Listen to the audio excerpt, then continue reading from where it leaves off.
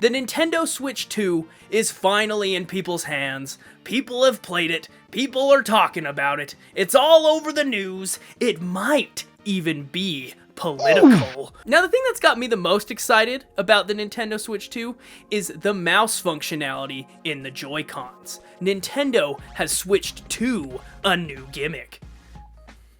See what I did there? It's because both the left and right Joy-Con 2 support mouse controls, so you can also play certain games using two mice, like this.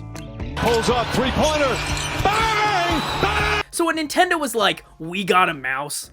Now, the ergonomics, I mean, that's something else. It'll probably kill your hand, but you know, Hyperkin will probably make a real mouse for the Switch 2, and then we'll be in business. Nintendo's already kind of shown what they're gonna do with the mouse. I think is cool. You know, the weird basketball game.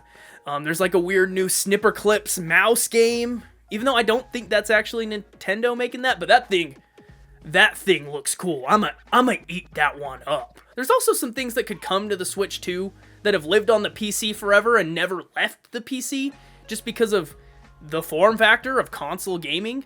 If I think of games such as like League of Legends, I don't like that game. I don't like people who play that game. However, that game still makes hella bucks. The only thing keeping League of Legends away from the PlayStation and Xbox is you can't play that game with a controller. So, you know, if that comes to Nintendo Switch 2, I think that would sell gangbusters in Southeast Asia, bro. I wouldn't even be surprised if Valve ports Defense of the Ancients 2, a game whose title is so meaningless, no one actually knows it by that, aka Dota 2, to the Nintendo Switch 2. That would probably do gangbusters in Southeast Asia. You know, there's plenty of video games that exist solely to solve the console mouse problem, right? Halo Wars existed because they wanted to find a way to get an RTS to work with a controller. Pikmin, Shigeru Miyamoto's Pikmin, was Shigeru Miyamoto trying to come up with a solution to make an RTS work with a controller. So I think we've been waiting. This is probably the easiest way that we can finally merge the console and PC form factor to maybe get something pretty cool. And Nintendo's had other attempts at this. Like, I think that's what the Wii, like, pointing at the screen was kind of supposed to be. And even the DS's touchpad pretty much saves similar functionality, where you have something you can physically move as fast as your hand can move it. Unlike a joystick where you're always tied to some kind of software acceleration. And that's really the kind of direct hand motion kinetic movement to gameplay that I just love, that you just can't really get with the controller. Which is why, one reason why, like, gyro aiming is taken off with certain folk. But with all this Nintendo Switch goodness, it got me thinking. This is not the first time Nintendo has graced us with a computer mouse. In fact, they gave us one in 1992. Even the stars came out to play. Hey, I think I just wrote a song. Mario Paint. Draw and make music. Only on the Super Nintendo Entertainment System. In 1992, on the Super Nintendo Entertainment System, also known in Japan as the Super Famicom, Family Computer, alright, Family Computer, think about that for a second. What comes with a computer? A mouse. And so they gave the Family Computer a mouse, and that mouse was bundled with the game called Mario Paint. Now, Mario Paint is less of a video game and more like computer software.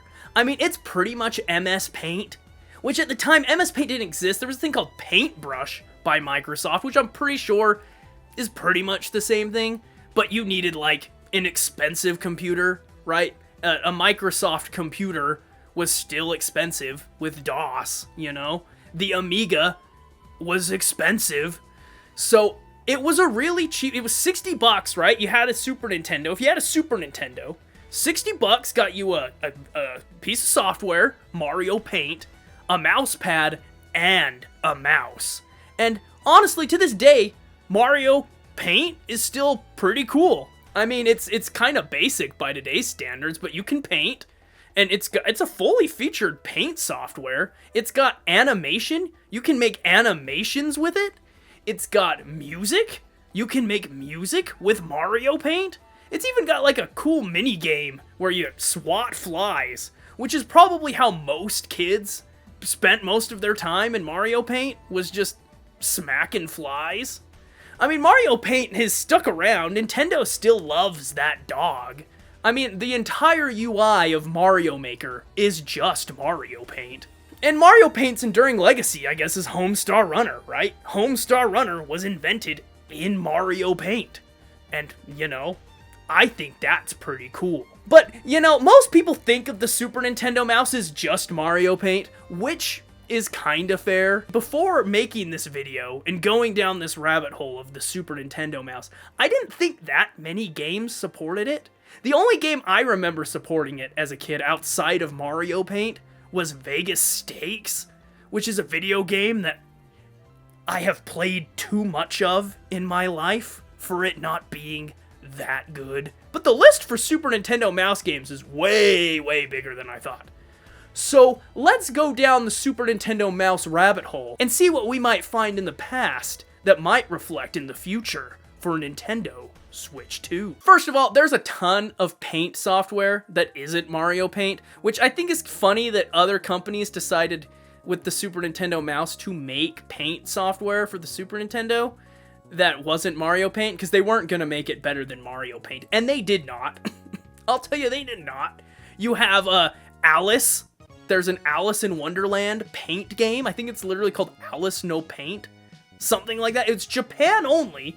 It's based on Alice in Wonderland, the animated show, which did not come out around that time. I don't know. There must have been something going on in Japan where Alice in Wonderland was maybe making a comeback. Maybe it got a VHS re-release. I'm not an Alice in Wonderland buff, and I'm not gonna be for this video, so you're just gonna have to guess. But this game's interesting because it's paint software, and that's literally what it's called, but there's also some fun mini-games, and honestly, the mini-games aren't too bad. It's like just different versions of Whack-A-Mole for the most part, but you know, you have a mouse. It's 2-player, so if you had a friend, it's a 2-player mouse game, which kinda neat. One of the worst games I've ever played, called Fun and Games Paint, it's what you think it is. It's not fun. There are games and there are paint. The paint isn't as good as Mario Paint, and for the most part, if you owned a Super Nintendo mouse, you would own Mario Paint, because that's how, like, most people got one. And then the games that are in the Fun and Games, I played for about 3 minutes before I said, no, this sucks. It's really bad. I think they were trying to remake Wing Commander or something, but wow. It's not good. Outside of Paint, Fun and Games, weird variety software that people made for the Super Nintendo, there are actual games that take advantage of the mouse. In fact, Nintendo made one, only came out in Japan, was kind of a late release too, starring Mario. It's a Mario game, and it's all in English, and it's called Mario and Wario.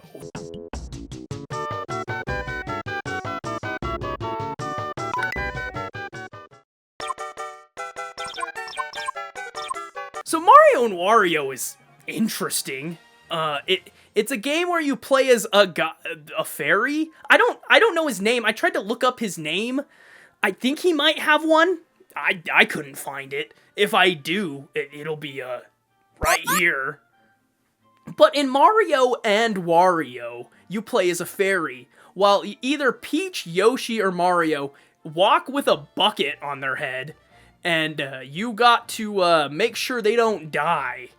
I don't really understand the story or how they got in this situation, but you got to click. This game is kind of prototype Mario versus Donkey Kong, Bowser's Minions, kind of, where it's just, it looks like Mario versus Donkey Kong, but there's 100 levels. They're all pretty interesting. I thought it was kind of boring, but I was playing all the really easy levels. I bet it probably picks up later.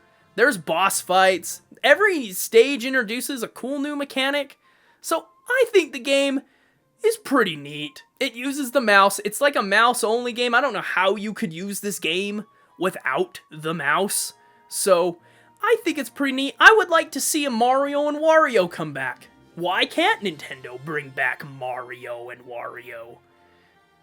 I'd have fun with it. Even though most people would look at it and go, what's Mario and Wario? Speaking of the family computer, a lot of the Super Nintendo mouse games that are supported that aren't made by Nintendo are mostly ports of PC games. You got visual novels like Tokimeki Memorial, which just use the mouse. It's a little easier to use it than a controller. You got a lot of strategy RPGs and tactics RPGs that use it. I played one game called Hyoden Momomotachi Tono Chikai. That was a game that I played. I didn't know how to play it, but it used the mouse, and it looked like a tactics RPG. And I said, oh yeah, if I was into these, I would play the heck out of it with a mouse. That weird J.R.R. Tolkien's The Lord of the Rings Volume 1 game supports the mouse. I don't think I'd play it that way, though. Honestly, using the mouse was like the worst way to play that game, in my opinion, because it's just moving around really sucks, and you gotta click on things to attack. I did not have a good time with that game. Like, I really don't understand this one, because if you play it without the mouse, you just play it like you would at any other normal video game. But with the mouse, you only have two buttons, the left and right click, and you have to click to move and click to do anything. It is baffling how bad this game is with the mouse. But outside of just like software that makes sense to have a mouse, but you don't really need it, there were some games that I think really benefited from it. There was Arkanoid Doh It Again, or Doh It Again. I'm really not 100% sure what that title's all about, but it's just Arkanoid. Instead of using one of those Atari paddle controllers, you use a mouse, and I honestly thought it played pretty good. If I was to play Arkanoid, I'd play it with a mouse. So I don't think we're dying for Arkanoid type games on the Switch 2, but you know, recommendation from Jaron Thompson, Shatter? There's a Shatter Remastered too? I love that game. It's the best version of Arkanoid, and has one of the best game soundtracks of all time. Look that one up. And you can play it with a mouse on PC. So, get that on Switch too?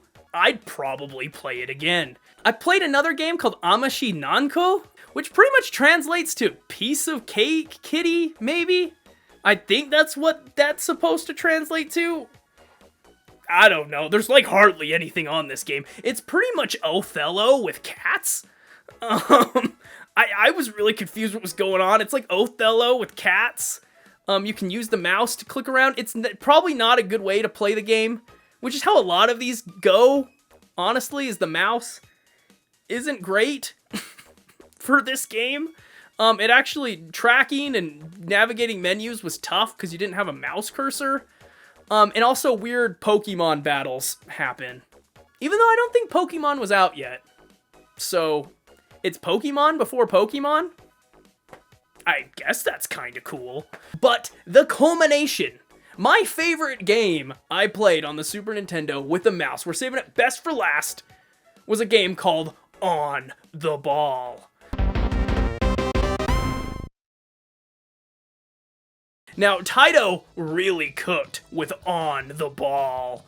This is a game where it's like Mode 7, sprite scaling, sprite rotating, taken to the max on Super NES. It kind of reminds me of a Mohawk and headphone jack.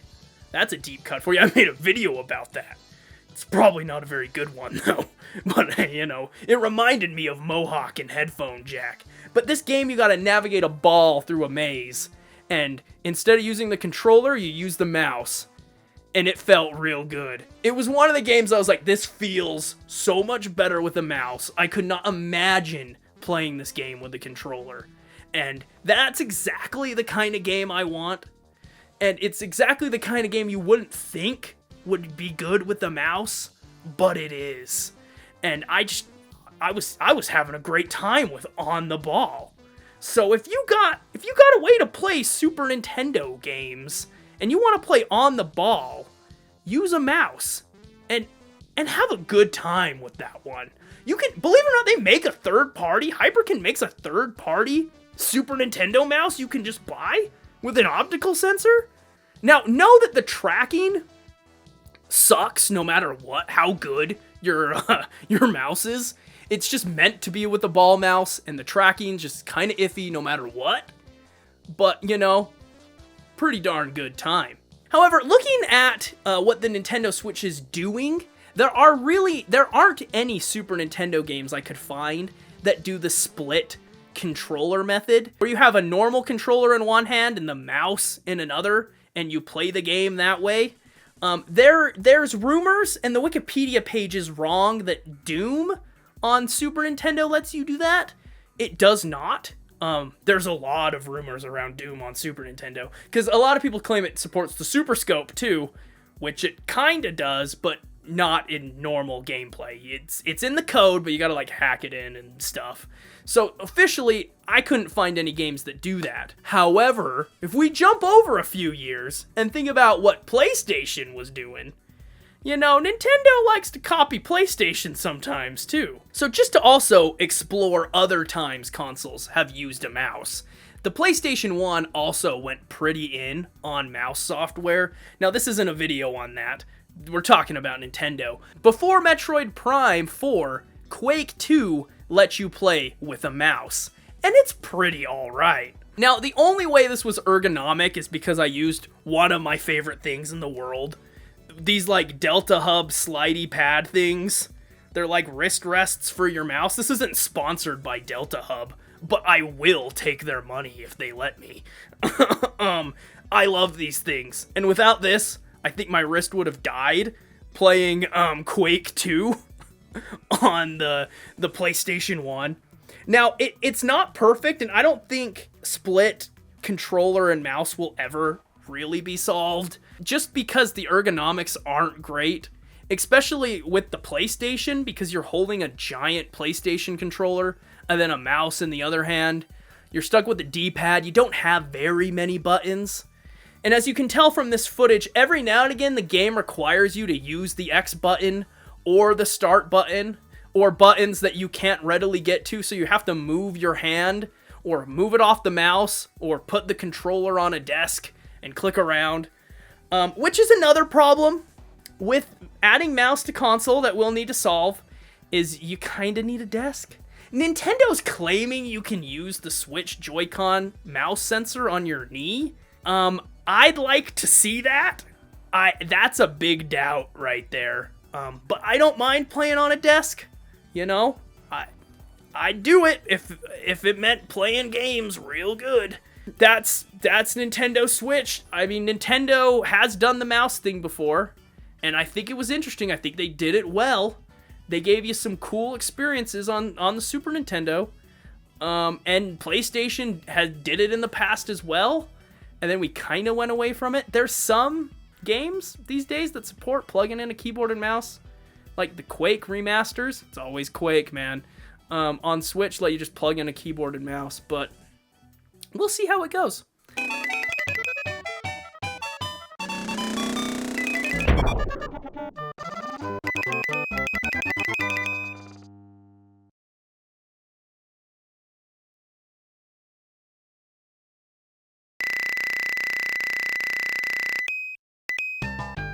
Thanks for watching. We dived deep into Super Nintendo Mouse Mayhem. I shouldn't name the video that kind of sucks. So now we made it to the end of the video. This is where I get to say weird stuff. This is stuff for the freaks who make it to the end. I found it interesting how everyone's losing their mind over Mario Kart 8 being $80. Never more have I seen $10 drive more people insane. Do not buy the Nintendo Switch 2. Hating Nintendo was a sport. I'd be the Michael Jordan of it. Other game companies. You think EA is not gonna charge base Madden $100, $80 to $90 after Nintendo does this?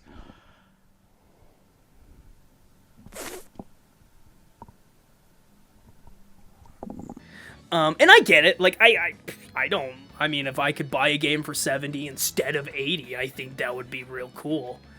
But, you know, I think it's funny. Nintendo's pulling the Apple thing. Like, remember when the iPhone X was $1,000?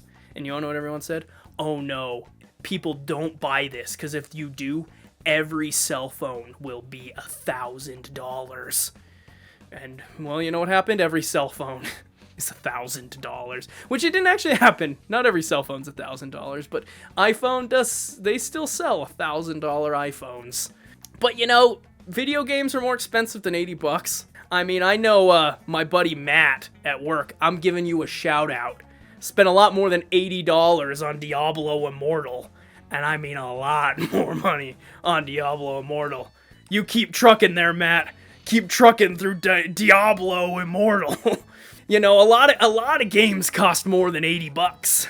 You know, 100% orange juice, you know, I'm bringing up this kind of an obscure one, but you can buy that game for like $1 on Steam. If you want everything that game has to offer, 120 bucks.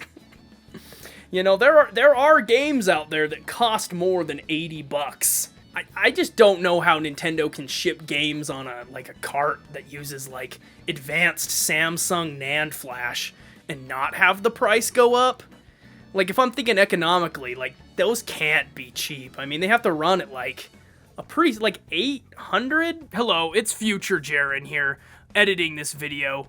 I was talking about the speeds of SD card express, and it is 900-ish megabits per second.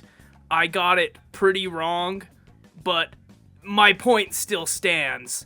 I will continue with the rest of the video. The transfer speeds on those carts, if you know, SD card express is to be believed, is pretty fast NAND flash, so I assume it's something like that. So, I mean, that can't be cheap.